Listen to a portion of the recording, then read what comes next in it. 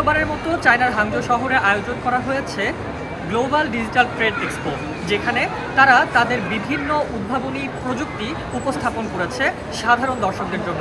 শুধু যে চীনের দর্শকরা এখানে এসেছেন তাই নয়, দেশের বাহির থেকে বিভিন্ন দেশের মানুষ এসেছেন এই ট্রেড এক্সপোকে উপভোগ করতে এবং এক্সপ্লোর করতে নতুন সব প্রযুক্তির জিনিসপত্র।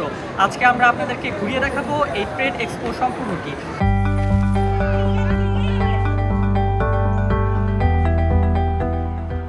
গ্লোবাল ডিজিটাল ট্রেড এক্সপো আয়োজন করা হয় চীনের ঝেজিয়াং প্রভিন্সের হাংজো শহরে।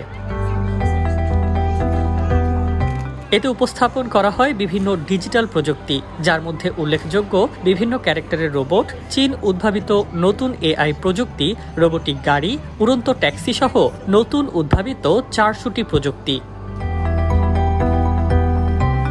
32টি দেশ ও শহরের শীর্ষস্থানীয় বিভিন্ন কোম্পানি এই এক্সপোতে অংশগ্রহণ করে। তৃতীয়বারের মতো আয়োজিত এই ডিজিটাল এক্সপোতে এবারের অতিথি দেশ ছিল কাজাখস্তান এবং থাইল্যান্ড। স্থানীয়দের পাশাপাশি বাংলাদেশ সহ বিভিন্ন দেশের শিক্ষার্থী এবং ব্যবসায়ী ছিলেন দর্শনার্থী তালিকায়।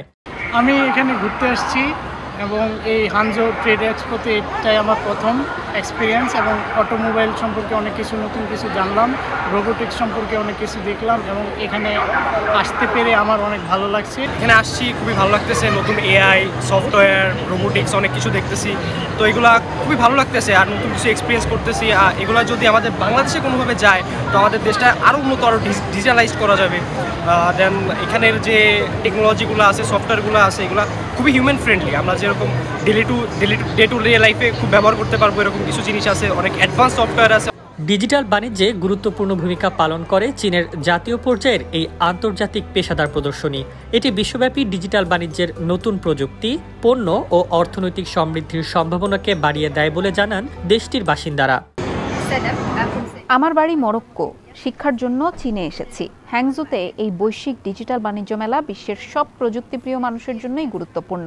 যারা নতুন উদ্ভাবনের সঙ্গে যুক্ত থাকতে চায় এবং আগ্রহী, তাদের জন্যই এই আয়োজন।